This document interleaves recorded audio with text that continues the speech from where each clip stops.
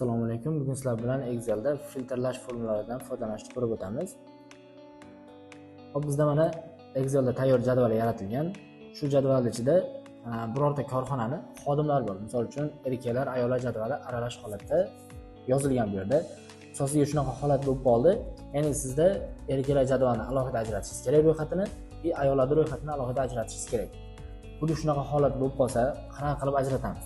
Bu yerda qaraydigan bo'lsak, bizda bitta imkoniyat bor, familiya bo'yicha ajratish.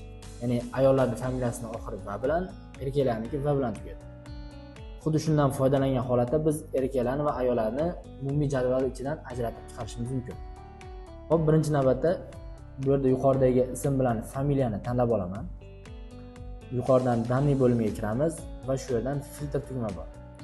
Filtrni bosganimda menda mana ism bilan familiyada ikkita tugma paydo bo'ldi. Xuddi shu yerda bizda mana familiya bo'yicha filtrlaganimiz uchun familiyadagi tugmani bosaman va shu yerdan tekstli filtr bo'limini tanlayman. Va bizda ikkita shuning ichida kerakli tugmalar bo'limlar bor. Ya'ni zakonchivatsiya na bilan содержит tugmalar.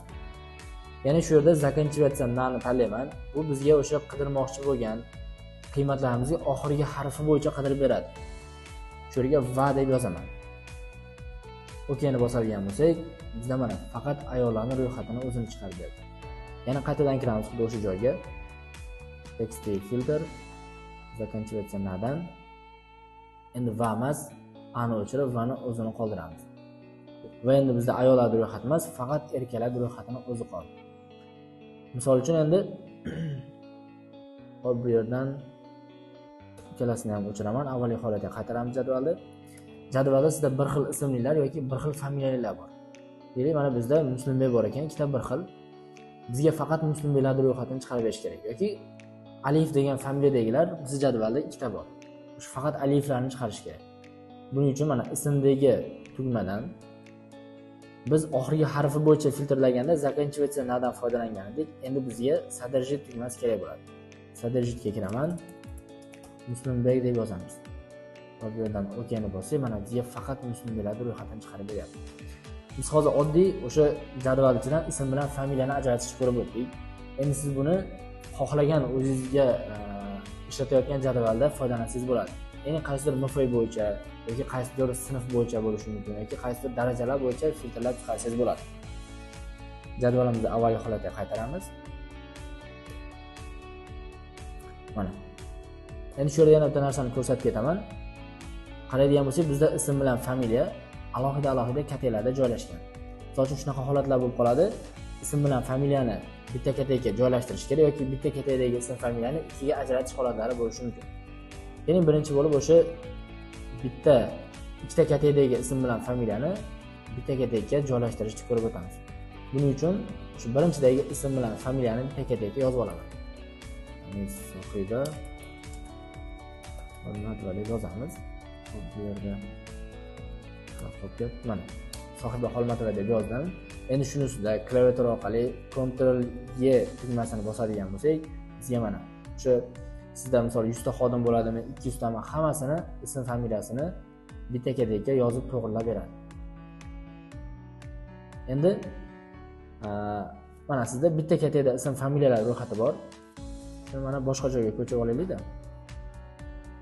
Bu yerga ko'chirdim. Jadvalni ko'taratamiz. Xuddi shu ism bilan familiyani ikkiga ajratishingiz kerak endi. Mana bunga o'xshatib, endi mana buni hammasini tanlayman. O'sha danli bo'limida o'ng tarafroqda bizda mana proverka данных degan tugma bor.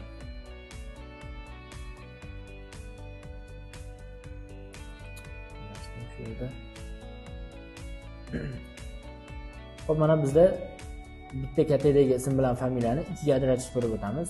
Ism familiyalar belgilagandan keyin yuqorida danli bo'limining ichida bizda mana text post option degan joy bor. Shuni tanlayman va birinchisini o'zi mana belgilangan holatda turadi. Bu yerdan daleni bosamiz va bizga o'sha bo'limning ichidagi funksiyalarni ko'rsatib beradi. Va shu yerda bizda ism bilan familiya o'rtasi probel, ya'ni bo'sh joy bilan ajratilgan. Shu yerdan znak tabulyatsiyani o'chirib, probelni yoqaman va готово tugmasini bosadigan bo'lsak, bizda mana bitta kategoriyadagi ism familiya ikkiga ajradi. Yoki ikkita kategoridagi ism familiyani birlashtirish uchun buni oldin ko'rsatib o'tdim, ya'ni klaviatura orqali Ctrl-Y kombinatsiyasidan foydalangan holatda bajarsak bo'ladi. Video ostidagi havola orqali o'tib yopiq kanalimizga obuna bo'ling va bizni kuzatishda davom eting. Ushbu kanalda 21-iyun kuni katta onlayn taqdimoti bo'lib o'tadi. Taqdimot davomida sizga bundanda ko'proq va batafsilroq ma'lumotlarni ulashib o'tamiz.